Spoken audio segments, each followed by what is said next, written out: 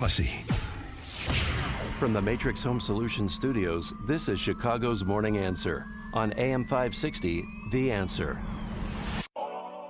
Only the biggest stories, only the biggest guests, and only the biggest opinions. This is AM 560, The Answer.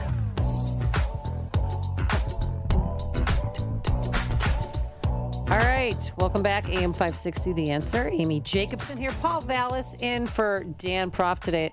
I haven't figured out, I think, you know what, Dan's golfing Bobolinks today, and that's that men-only golf course. Oh, men only? So I told him I was going to transition into Tom and stop by and say hi to him and his foursome. So thanks for filling in today. All right, we have another novelist, the author extraordinary, you know, the number one New York Times bestselling author, most recently of Near Dark, which is now on sale. And without further ado, we welcome back Brad Thor to our program. Good morning, Brad. How are you? Good morning. It's my annual checkup. Anybody get shot in Chicago since I moved to Nashville? Yeah, well, you know, what was it last weekend? It's so awful that it was a 59 shot and 11 dead. I'm sorry. Yeah, it's awful. I mean, what are you guys all making of Chicago? Did you just say the A word? That's racist. If Lori Lightfoot hears you call that awful, she's going to get you, Amy. You better be careful. No, I was there too, and I said, what do you want me to do? I'm white. I work so hard to get to this city as a reporter because I'm from here, and I moved to 7 different states and worked at ABC, Fox, CBS, NBC, blah, blah, blah, blah. And she said, well, it's not your problem, Amy. It's your boss's problem. Like, oh, then I'll just resign. Okay. I mean, she's out of her mind. But what do you guys all make of Chicago? Well, you know, the first thing that happens when I moved down to Nashville is everybody's like, okay, you can move here. Just don't start voting funny. Don't bring any of the Chicago-style stuff down here.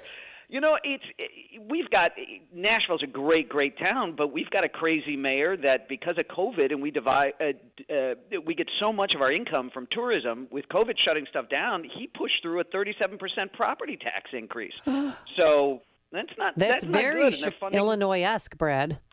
Yep, everything funded with bonds and all that kind of stuff, and they're having trouble with their budgets, and so it's catching up. You know, that's what happens when you live in a liberal city. Unfortunately, that's run by a liberal mayor. They're not fiscally responsible, unfortunately. But it's still better than Chicago. I'm still paying less money, and nobody's shooting at me. My kids are in good schools. Yeah, they're safer. I know. I stayed up last night. I was telling Paul here because my son was out past 10. Like, you need to get home. Because gangbangers don't care. It's dark outside. It's not safe. So it's not a good situation for a lot of people. But is there back to your mayor, though, when is he up for re-election? Let's see. I think it's coming up. I think it's next year. So we'll have to. Is he going to have a Republican challenger? I'd like to see it happen. And this guy he comes from a financial background, and he was kind of head of the budget committee here, and he was going to get everything, pulled together, and it was just, politicians lie, Amy. We're going to break some news today. How about that, Paul? Politicians lie. How about your schools? I mean, how did they handle the last school year? Were the schools... Well, did they have in-person learning? Yeah, I mean, were they exclusive in-person learning, or did they have a hybrid model? So they had hybrids. They did cohorts. They were doing a lot of stuff. They were very successful down here. So they really wanted the kids in classrooms. Very good. So that was good with where my kids were in school. So that was excellent. It's tough when the kids did have to remote because the teachers just weren't very skilled with it. But they worked hard to get it done. So we like that, and we're looking forward to being back in school in the fall. And are you guys going to be masked in the fall, or is that to be decided? Excuse me. TBD. So here's my thing. We got vaccinated right away because my wife's a doctor and she came out of a medical research background, and we believe the vaccines are safe and effective. And we've got an immunocompromised person in the family, so we didn't want to catch COVID. We didn't want to give COVID to this person. And the thing that's interesting is there was a study about 3 weeks ago from this biobank. The UK puts because it's a national health system, it pools all of its health records. And they thought, boy, it's really interesting. People are losing taste and smell. We've got all these people in our system. Let's look at brain scans of folks before COVID hit. Then let's identify people who had COVID and rescan them. And what they found in rescanning them over in the UK was that there was brain damage in all of them. It's interesting. It's so they're now launching a big study in the UK to say if you get COVID, does everybody get brain damage? Because that's what we saw in this 400-person test we did. So Wow. now COVID is at the point where if you're vaccinated or if you've caught it, already and you have natural immunity, it's not supposed to be a big deal if you get it. But if there's brain damage or long-term brain fog, as a novelist, I don't want that. So I'm going to do everything I can not to catch COVID, even though I'm vaccinated. I don't wear a mask to virtue signal or anything, but I am, I'm trying to not get it because it would kill my career if I got sloppy in the head. See, I had severe brain fog after I got the vaccine. Really? Wow. Oh, I felt nauseous. I mean, it took 2 weeks for me to come out of it, and I did, and I never had COVID, but I got vaccinated. I got my kids vaccinated because I think I talked to my doctor. I didn't listen to my governor. And my doctor said, do it. Well, I got COVID, and so did my boys, and I actually became more prolific. My post got longer. Somebody called me. Somebody referred to me as the Leo Tolstoy of Facebook. But I did lose, and he wasn't being complimentary. Yeah. But I lost my taste. But then my wife casually commented that I never had any taste, so how would I know the difference?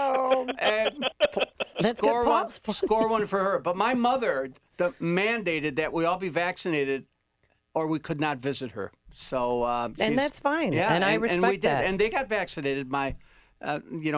Both my parents did. My dad, of course, a few months ago passed away at 94, but they got vaccinated and they had no effects. But she wouldn't let me come near the house until I got vaccinated. So my gosh. she laid the law down. Good for her. All right, let's talk about your new book, The Reason Why You're Here, but love chatting with you about Nashville and Chicago. And he's smart, Paul. He got to leave. 7 years ago. Yes. All right, Near Dark, it's the latest installment in your series. So if you didn't read the first one, can you just jump in with this one? It's like the Bond movies. You can pick up my latest thriller, and you don't need to have seen a Bond movie before. You don't need to have read one of my previous books. Black Ice, you can jump right in. All right. Who's going to play? Who's going to? I mean, when this becomes the new spy series, who are you going to pick to play? So it's going to be an A-plus actor. We've actually got a deal with a studio now. I can't say which studio. I got my first pick director, the biggest action director in Hollywood. I am thrilled. Got the producer's fabulous, the writer. We're just all excited. We got our contracts, and so once all of the contracts are turned back in, the studio is going to do an announcement, and that's the next decision we make as a team is and we're going top, like A-plus actor. This is a big budget. They want to, thank you, Paul. They want to compete with Bond and just put Bond back on his heels the way the Bourne franchise did. Oh, that's exciting. Great. So how long when you sit down to write a novel, Near Dark, how long does that take? And just walk us through your day. So I do one thriller a year. So each one is longer or shorter depending on how much research I have to do ahead of time. Like I call what I do faction, where you don't know where the facts end and the fiction begins. In Near Dark, the story is America's top spy. He's got this beautiful Norwegian girlfriend who's in the intelligence business over there. It's mid-July in Oslo. He's out of vacation Swedish, days. But anyway, okay, go on. You won't be nominated for any Oscars. Well, Norway's a NATO partner, so Sweden isn't. Sweden's kind of half pregnant with us. All right. So anyway, he steps out of a cafe and sees a man he killed halfway around the world several years ago, and it starts this big rush that goes all the way up into the Arctic in Norway. Great spy thriller against the real-life backdrop of the U.S. power competition with Russia in the Arctic and how China's been sticking its nose in up there, even though they have no authority to be up there.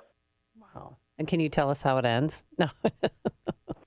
It ends with a bang. It's fantastic. The ending sounds is exciting. The most exciting ending I've ever written. And if you've ever been up to the fjords, have you ever been up there in Norway? It's gorgeous. I took my Swedish dad there 2 summers ago. Thank God. Right before COVID, we went to Norway, Sweden, and Denmark. Did you go to Bergen by any chance? No, I got a buddy of mine who's a cop in Bergen, and he's like, "You're an idiot, Thor. I think it's nicer than Oslo. I mean, if you have to choose between Oslo and Bergen, you go to Bergen. But that's all right. Maybe the next time. Maybe they'll be on location when they shoot this film, right? From your lips to God's ears, Amy. I like that. Because I already want to see the movie now. I'll read the book first, but I want to see the movie. All right. So, but how many hours? So you write one thriller a year. And what's your routine? Can you disclose that? I mean, do you have your own office there, or do you go somewhere to an office? No, I got my own office here at home, and I get the kids off. I work out in the morning, get the kids off to school, and then I'm in the office and home by 6 for dinner. It's a Monday through Friday thing, and it's all about seat of pants to seat of chair. And even if I get invited to some swanky golf course like Dan Prof, who I thought the only athleticism he had was the gentleman's triathlon, sauna, steam, and shower. Well, I didn't know he actually. That's what everybody does at East Bank Club. I'm doing the biathlon, we call it. Yeah, well, no offense to the golfers out there. I don't know if I put that into the same category as like extreme sports. Well, golf? You're right. No, he's a good golfer. Brad, do you golf? No, that's the biggest way. What was Rodney Dangerfield's line in Caddyshack? Golf clubs and golf clubs and graveyards, the biggest waste of prime real estate. That's true. And it eats up a whole day. You can't be a parent and play golf, but Dan doesn't. Dan has fictitious children that we joke around about. He has 2 of them, so he can go out and do what he wants. So, all right. Well, Brad, I love your life. I want to have your life. That sounds great. And I like the part. I work out in the morning too, right when I get off work. But I was with my kids for a year at home. Oh, I love my children, but that's just way too much time at home. There was no break ever. I would sit in my minivan outside my house and do work just so I could have bandwidth because everybody working from home and going to school, you couldn't do it. So that was my routine for almost a year. Isn't that pathetic? Well, my sons never got time off because they were first responders, of course. Oh wow! In fact, when they even when they came into contact with individuals who had COVID, they did not quarantine. In fact, because they wouldn't let them. They wouldn't let them. They wouldn't let them. 40% of the police officers, Chicago police officers, actually contracted COVID. So it's been no let up for them. Not only COVID, but 12-hour days, work days, and sometimes going 10, 12 days without a day off. It's been brutal. It's been a brutal 15 months. At least there hasn't been civil unrest. That would have been difficult. Oh, yeah, right. Add in there. All right, Brad Thor, I can't wait. The new book is coming at Near Dark. It's now on sale. I shouldn't say it's coming out. It's now on sale. Black Ice came out yesterday. Oh, good. All right. Good. All right, well, we will buy your books and read it, and I can't wait to see the movie. And thank you so much for joining us. You're awesome. It's always my pleasure. Keep Chicago strong, you guys. Okay, we'll try. Thanks. And Brad Thor joined us on our turnkey.pro answer line. Before you see it on TV, share it on Facebook, or read about it in the paper. Hear it here first.